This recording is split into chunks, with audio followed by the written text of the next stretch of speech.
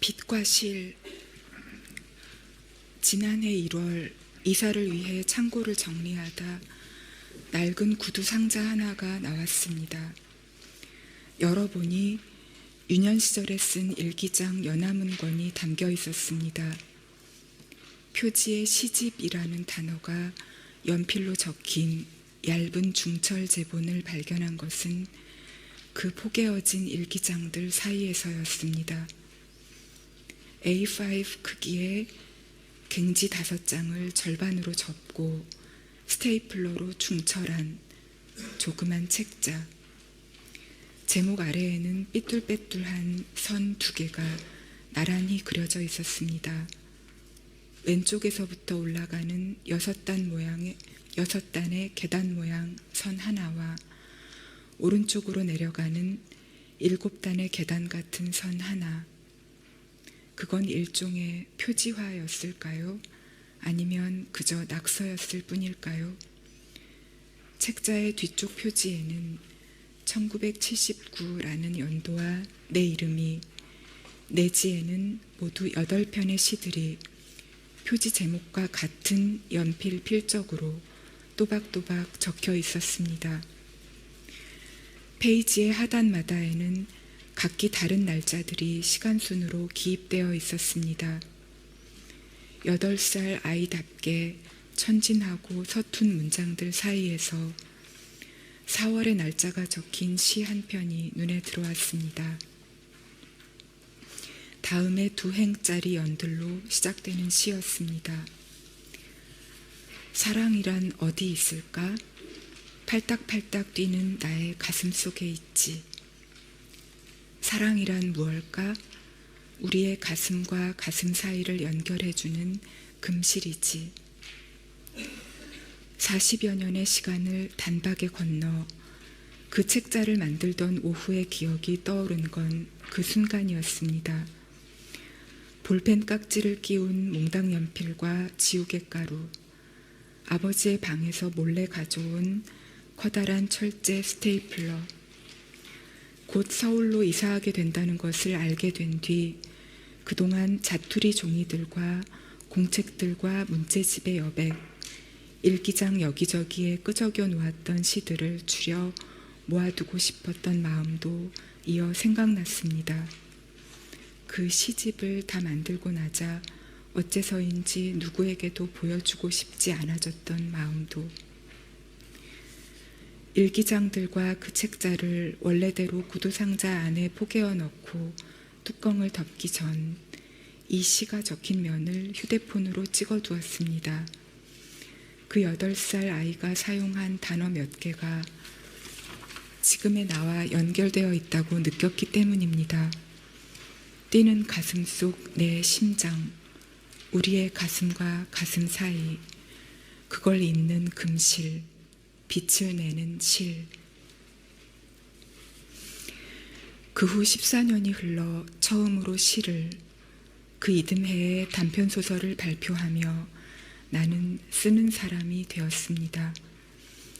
다시 5년이 더 흐른 뒤에는 약 3년에 걸쳐 완성한 첫 장편소설을 발표했습니다. 시를 쓰는 일도 단편소설을 쓰는 일도 좋아했지만 지금도 좋아합니다. 장편소설을 쓰는 일에는 특별한 매혹이 있었습니다. 완성까지 아무리 짧아도 1년, 길게는 7년까지 걸리는 장편소설은 내 개인적 삶의 상당한 기간들과 맞바꿈됩니다. 바로 그 점이 나는 좋았습니다. 그렇게 맞바꿔도 좋다고 결심할 만큼 중요하고 절실한 질문들 속으로 들어가 머물 수 있다는 것이. 하나의 장편소설을 쓸 때마다 나는 질문들을 견디며 그 안에 삽니다. 그 질문들의 끝에 다다를 때 대답을 찾아낼 때가 아니라 그 소설을 완성하게 됩니다. 그 소설을 시작하던 시점과 같은 사람일 수 없는, 그 소설을 쓰는 과정에서 변형된 나는 그 상태에서 다시 출발합니다. 다음의 질문들이 사슬처럼 또는 도미노처럼 포개어지고 이어지며 새로운 소설을 시작하게 됩니다. 세 번째 장편 소설인 채식주의자를 쓰던 2003년부터 2005년까지 나는 그렇게 몇 개의 고통스러운 질문들 안에서 머물고 있었습니다. 한 인간이 완전하게 결백한 존재가 되는 것은 가능한가? 우리는 얼마나 깊게 폭력을 거부할 수 있는가? 그걸 위해 더 이상 인간이라는 종에 속하기를 거부하는 이에게 어떤 일이 일어나는가? 폭력을 거부하기 위해 육식을 거부하고 종래에는 스스로 식물이 되었다고 믿으며 물 외에 어떤 것도 먹으려 하지 않는 여주인공 영혜는 자신을 구원하기 위해 매 순간 죽음에 가까워지는 아이러니 안에 있습니다. 사실상 두 주인공이라고 할 수 있는 영혜와 인혜 자매는 소리 없이 비명을 지르며 악몽과 부서짐의 순간들을 통과해 마침내 함께 있습니다. 이 소설의 세계 속에서 영혜가 끝까지 살아있기를 바랐으므로 마지막 장면은 앰뷸런스 안입니다. 타오르는 초록의 불꽃 같은 나무들 사이로 구급차는 달리고 깨어있는 언니는 뚫어지게 창밖을 쏘아봅니다. 대답을 기다리듯 무엇인가에 항의하듯 이 소설 전체가 그렇게 질문의 상태에 놓여 있습니다. 응시하고 저항하며 대답을 기다리며 그 다음의 소설 바람이 분다 가라는 이 질문들에서 더 나아갑니다. 폭력을 거부하기 위해 삶과 세계를 거부할 수는 없다. 우리는 결국 식물이 될 수 없다. 그렇다면 어떻게 나아갈 것인가? 정체와 이탈릭체의 문장들이 충돌하며 흔들리는 미스터리 형식의 이 소설에서 오랫동안 죽음의 그림자와 싸워왔던 여주인공은 친구의 돌연한 죽음이 자살이 아니라는 것을 증명하기 위해 목숨을 걸고 분투합니다. 마지막 장면에서 죽음과 폭력으로부터 온 힘을 다해 배로 기어 나오는 그녀의 모습을 쓰며 나는 질문하고 있었습니다. 마침내 우리는 살아남아야 하지 않는가? 생명으로 진실을 증거해야 하는 것 아닌가? 다섯 번째 장편 소설인 히라버시가는 그 질문에서 다시 더 나아갑니다. 우리가 정말로 이 세계에서 살아나가야 한다면 어떤 지점에서 그것이 가능한가? 말을 잃은 여자와 서서히 시력을 잃어가는 남자는 각자의 침묵과 어둠 속에서 고독하게 나아가다가 서로를 발견합니다. 이 소설을 쓰는 동안 나는 촉각적 순간들에 집중하고 싶었습니다. 침묵과 어둠 속에서 손톱을 바싹 깎은 여자의 손이 남자의 손바닥에 몇 개의 단어를 쓰는 장면을 향해 이 소설은 느린 속력으로 전진합니다. 영원처럼 부풀어 오르는 순간의 빛 속에서 두 사람은 서로에게 자신의 연한 부분을 보여줍니다. 이 소설을 쓰며 나는 묻고 싶었습니다. 인간의 가장 연한 부분을 들여다보는 것, 그 부인할 수 없는 온기를 어루만지는 것, 그것으로 우리는 마침내 살아갈 수 있는 것 아닐까? 이 더덥고 폭력적인 세계 가운데에서 그 질문의 끝에서 나는 다음의 소설을 상상했습니다. 히라버시간을 출간한 후 찾아온 2012년의 봄이었습니다. 빛과 따스함의 방향으로 한 걸음 더 나아가는 소설을 쓰겠다고 나는 생각했습니다. 마침내 삶을, 세계를 끌어안는 그 소설을 눈부시게 투명한 감각들로 충전하겠다고.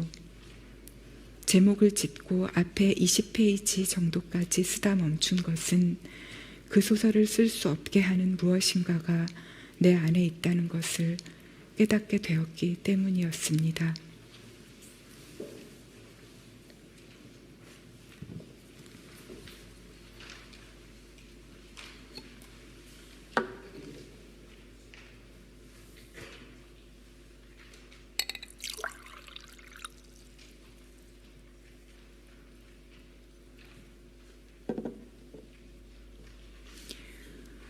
그 시점까지 나는 광주에 대해 쓰겠다는 생각을 단 한 번도 해보지 않았습니다. 1980년 1월 가족과 함께 광주를 떠난 뒤 4개월이 채 지나지 않아 그곳에서 학살이 벌어졌을 때 나는 9살이었습니다. 이후 몇 해가 흘러 서가에 거꾸로 꽂힌 광주 사진첩을 우연히 발견해 어른들 몰래 읽었을 때는 12살이었습니다. 쿠데타를 일으킨 신군부에 저항하다 곤봉과 총검, 총격에 살해된 시민들과 학생들의 사진들이 실려 있는 당시 정권의 철저한 언론 통제로 인해 왜곡된 진실을 증거하기 위해 유족들과 생존자들이 비밀리에 제작해 유통한 책이었습니다. 어렸던 나는 그 사진들의 정치적 의미를 정확히 이해할 수 없었으므로 그 훼손된 얼굴들은 오직 인간에 대한 근원적인 의문으로 내 안에 새겨졌습니다. 인간은 인간에게 이런 행동을 하는가? 나는 생각했습니다. 동시에 다른 의문도 있었습니다. 같은 책에 실려 있는 총상자들에게 피를 나눠주기 위해 대학병원 앞에서 끝없이 줄을 서 있는 사람들의 사진이었습니다. 인간은 인간에게 이런 행동을 하는가? 양립할 수 없어 보이는 두 질문이 충돌해 풀 수 없는 수수께끼가 되었습니다. 그러니까 2012년 봄, 삶을 껴안는 눈부시게 밝은 소설을 쓰려고 애쓰던 어느 날, 한 번도 풀린 적 없는 그 의문들을 내 안에서 다시 만나게 된 것이었습니다. 오래전에 이미 나는 인간에 대한 근원적 신뢰를 잃었다. 그런데 어떻게 세계를 껴안을 수 있겠는가? 그 불가능한 수수께끼를 대면하지 않으면 앞으로 갈 수 없다는 것을, 오직 글쓰기로만 그 의문들을 꿰뚫고 나아갈 수 있다는 것을 깨닫게 된 순간이었습니다. 그 후 1년 가까이 새로 쓸 소설에 대한 스케치를 하며 1980년 5월 광주가 하나의 겹으로 들어가는 소설을 상상했습니다. 그러다 망월동 묘지에 찾아간 것은 같은 해 12월, 눈이 몹시 내리고 난 다음 날 오후였습니다. 어두워질 무렵 심장에 손을 얹고 얼어붙은 묘지를 걸어 나오면서 생각했습니다. 광주가 하나의 겹이 되는 소설이 아니라 정면으로 광주를 다루는 소설을 쓰겠다고. 900여 명의 증언을 모은 책을 구해 약 한 달에 걸쳐 매일 9시간씩 읽어 완독했습니다. 이후 광주뿐 아니라 국가폭력의 다른 사례들을 다룬 자료들을 장소와 시간대를 넓혀 인간들이 전 세계에 걸쳐 긴 역사에 걸쳐 반복해온 학살들에 대한 책들을 읽었습니다. 그렇게 자료 작업을 하던 시기에 내가 떠올리곤 했던 두 개의 질문이 있습니다. 20대 중반에 일기장을 바꿀 때마다 맨 앞 페이지에 적었던 문장들입니다. 현재가 과거를 도울 수 있는가? 산자가 죽은 자를 구할 수 있는가? 자료를 읽을수록 이 질문들은 불가능한 것으로 판명되는 듯 했습니다. 인간성의 가장 어두운 부분들을 지속적으로 접하며 오래전에 금이 갔다고 생각했던 인간성에 대한 믿음이 마저 깨어지고 부서지는 경험을 했기 때문입니다. 이 소설을 쓰는 일을 더 이상 진척할 수 없겠다고 거의 체념했을 때 한 젊은 야학교사의 일기를 읽었습니다.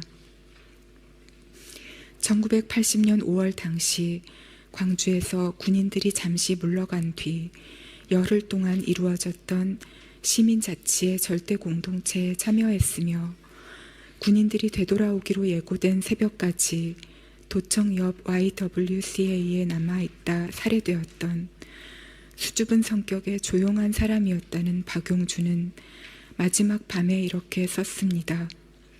하느님, 왜 저에게는 양심이 있어 이렇게 저를 찌르고 아프게 하는 것입니까? 저는 살고 싶습니다. 그 문장들을 읽은 순간 이 소설이 어느 쪽으로 가야 하는지 벼락처럼 알게 되었습니다. 두 개의 질문을 이렇게 거꾸로 뒤집어야 한다는 것도 깨닫게 되었습니다. 과거가 현재를 도울 수 있는가? 죽은 자가 산 자를 구할 수 있는가? 이후 이 소설을 쓰는 동안 실제로 과거가 현재를 돕고 있다고, 죽은 자들이 산 자를 구하고 있다고 느낀 순간들이 있었습니다. 이따금 그 묘지에 다시 찾아갔는데 이상하게도 갈 때마다 날이 맑았습니다. 눈을 감으면 태양의 주황빛이 눈꺼풀 안쪽에 가득 찼습니다. 그것이 생명의 빛이라고 나는 느꼈습니다. 말할 수 없이 따스한 빛과 공기가 내 몸을 에워싸고 있다고. 12살에 그 사진첩을 본 이후 품게 된 나의 의문들은 이런 것이었습니다. 인간은 어떻게 이토록 폭력적인가? 동시에 인간은 어떻게 그토록 압도적인 폭력의 반대편에 설 수 있는가? 우리가 인간이라는 종에 속한다는 사실은 대체 무엇을 의미하는가? 인간의 참혹과 존엄 사이에서 두 벼랑 사이를 잇는 불가능한 허공의 길을 건너려면 죽은 자들의 도움이 필요했습니다. 이 소설의 주인공인 어린 동호가 어머니의 손을 힘껏 끌고 햇빛이 비치는 쪽으로 걸었던 것처럼, 당연하게도 나는 그 망자들에게, 유족들과 생존자들에게 일어난 어떤 일도 돌이킬 수 없었습니다. 할 수 있는 것은 내 몸의 감각과 감정과 생명을 빌려드리는 것 뿐이었습니다. 소설의 처음과 끝에 촛불을 밝히고 싶었기에 당시 시신을 수습하고 장례식을 치르는 곳이었던 상무관에서 첫 장면을 시작했습니다. 그곳에서 15살의 소년 동호가 시신들 위로 흰 천을 덮고 촛불을 밝힙니다. 파르스름한 심장 같은 불꽃의 중심을 응시합니다.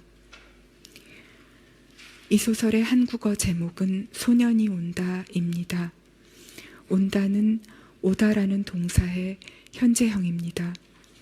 너라고 혹은 당신이라고 2인칭으로 불리는 순간 희끄무레한 어둠 속에서 깨어난 소년이 혼의 걸음걸이로 현재를 향해 다가옵니다. 점점 더 가까이 걸어와 현재가 됩니다.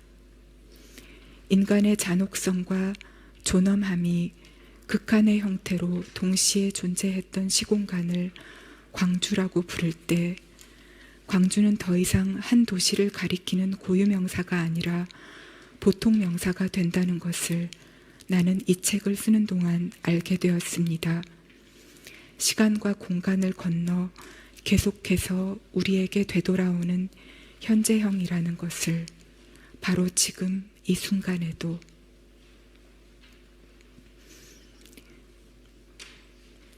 그렇게 소년이 온다를 완성해 마침내 출간한 2014년 봄, 나를 놀라게 한 것은 독자들이 이 소설을 읽으며 느꼈다고 고백해온 고통이었습니다. 내가 이 소설을 쓰는 과정에서 느낀 고통과 그 책을 읽은 사람들이 느꼈다고 말하는 고통이 연결되어 있다는 사실에 대해 나는 생각해야만 했습니다. 그 고통의 이유는 무엇일까? 우리는 인간성을 믿고자 하기에 그 믿음이 흔들릴 때 자신이 파괴되는 것을 느끼는 것일까? 우리는 인간을 사랑하고자 하기에 그 사랑이 부서질 때 고통을 느끼는 것일까? 사랑에서 고통이 생겨나고 어떤 고통은 사랑의 증거인 것일까? 같은 해 6월에 꿈을 꾸었습니다. 성근 눈이 내리는 벌판을 걷는 꿈이었습니다.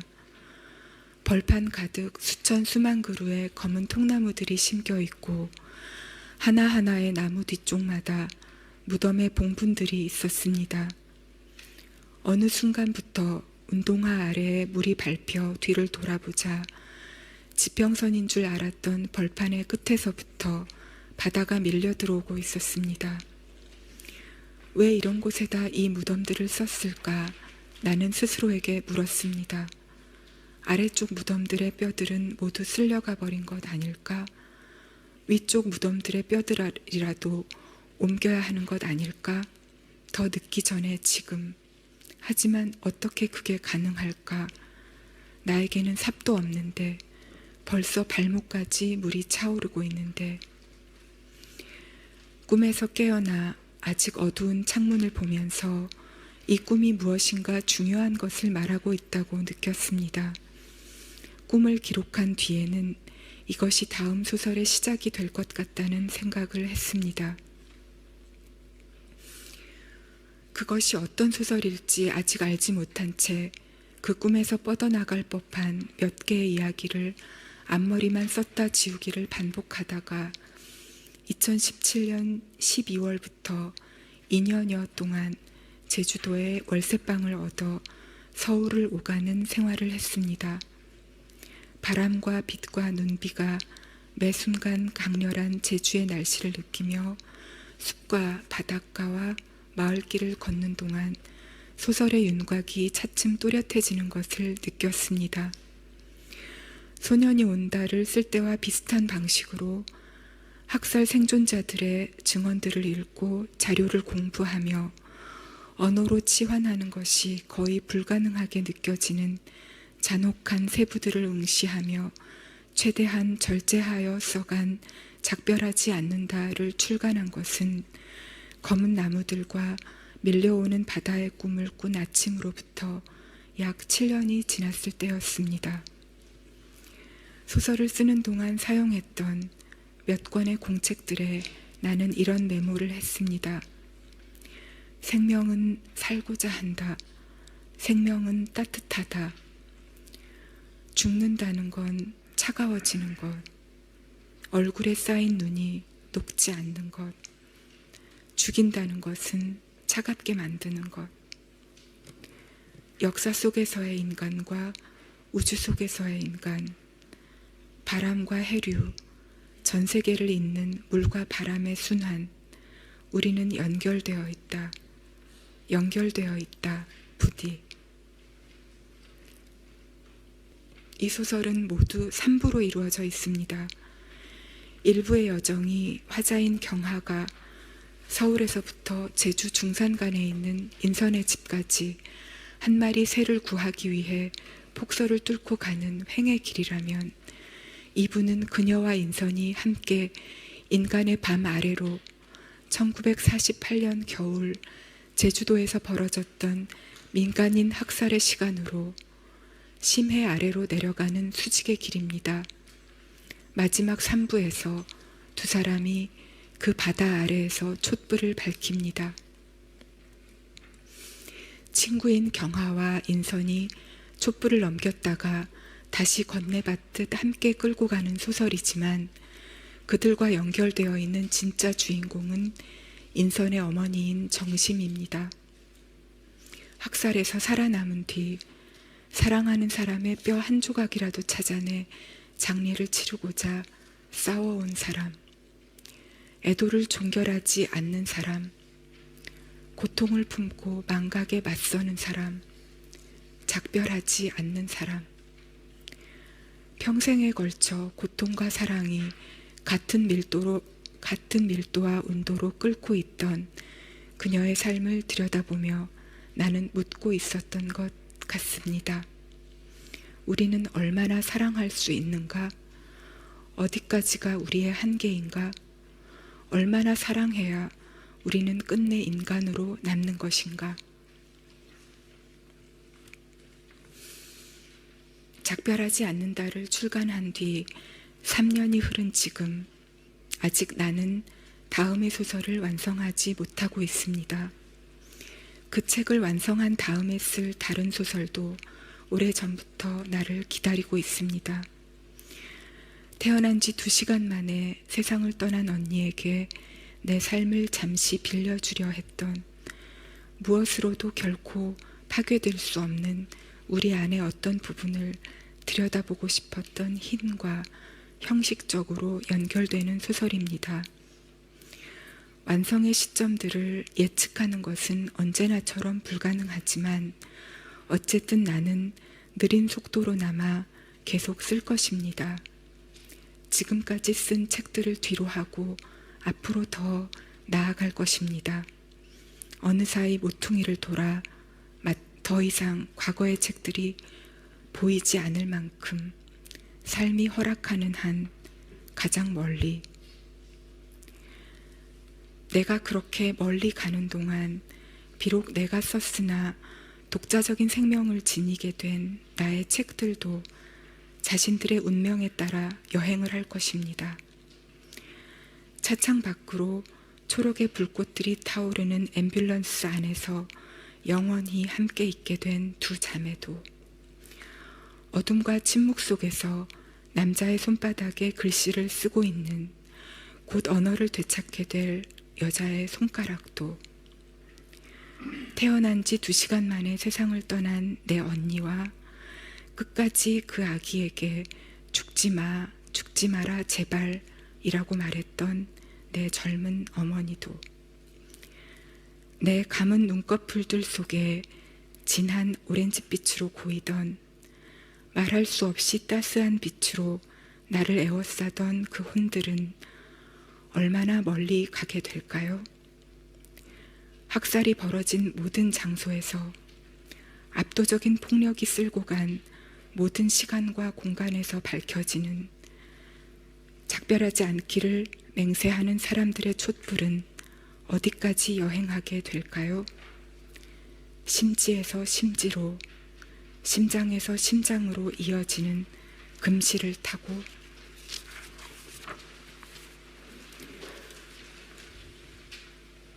지난해 1월 낡은 구두상자에서 찾아낸 중철 제본에서 1979년 4월에 나는 2개의 질문을 스스로에게 하고 있었습니다. 사랑이란 어디 있을까? 사랑은 무엇일까? 한편 작별하지 않는다를 출간한 2021년 가을까지 나는 줄곧 다음의 2 질문이 나의 핵심이라고 생각해 왔었습니다. 세계는 왜 이토록 폭력적이고 고통스러운가?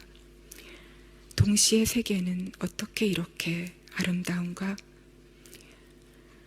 이 2 질문 사이의 긴장과 내적 투쟁이 나의 글쓰기를 밀고 온 동력이었다고 오랫동안 믿어왔습니다.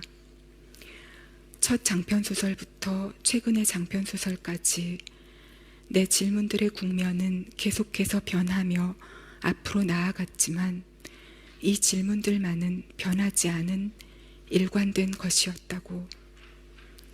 그러나 2, 3년 전부터 그 생각을 의심하게 되었습니다. 정말 나는 2014년 봄 소년이 온다를 출간하고 난 뒤에야 처음으로 사랑에 대해, 우리를 연결하는 고통에 대해 질문했던 것일까? 첫 소설부터 최근의 소설까지 어쩌면 내 모든 질문들의 가장 깊은 겹은 언제나 사랑을 향하고 있었던 것 아닐까? 그것이 내 삶의 가장 오래고 근원적인 배움이었던 것은 아닐까? 사랑은 나의 심장이라는 개인적인 장소에 위치한다고 1979년 4월의 아이는 썼습니다. 팔딱팔딱 뛰는 나의 가슴 속에 있지. 그 사랑의 정체에 대해서는 이렇게 대답했습니다. 우리의 가슴과 가슴 사이를 연결해주는 금실이지. 소설을 쓸 때 나는 신체를 사용합니다. 보고 듣고 냄새 맡고 맛보고 부드러움과 온기와 차가움과 통증을 느끼는, 심장이 뛰고 갈증과 허기를 느끼고 걷고 달리고 바람과 눈비를 맞고 손을 맞잡는 모든 감각의 세부들을 사용합니다. 필멸하는 존재로서 따뜻한 피가 흐르는 몸을 가진 내가 느끼는 그 생생한 감각들을 전류처럼 문장들에 불어넣으려 하고 그 전류가 읽는 사람들에게 전달되는 것을 느낄 때면 놀라고 감동합니다. 언어가 우리를 잇는 실이라는 것을, 생명의 빛과 전류가 흐르는 그 실에 나의 질문들이 접속하고 있다는 사실을 실감하는 순간에 그 실에 연결되어 주었고 연결되어 줄 모든 분들에게 마음 깊은 감사의 인사를 드립니다. 감사합니다. Thank you.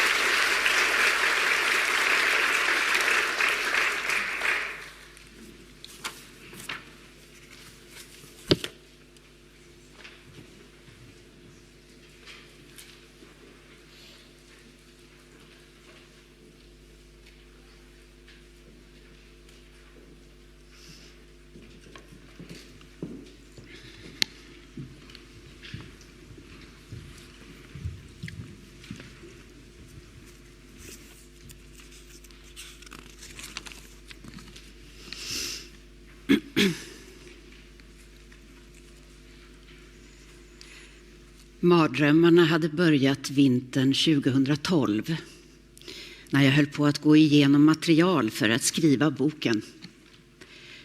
I början innehöll drömmarna oförtäckt våld.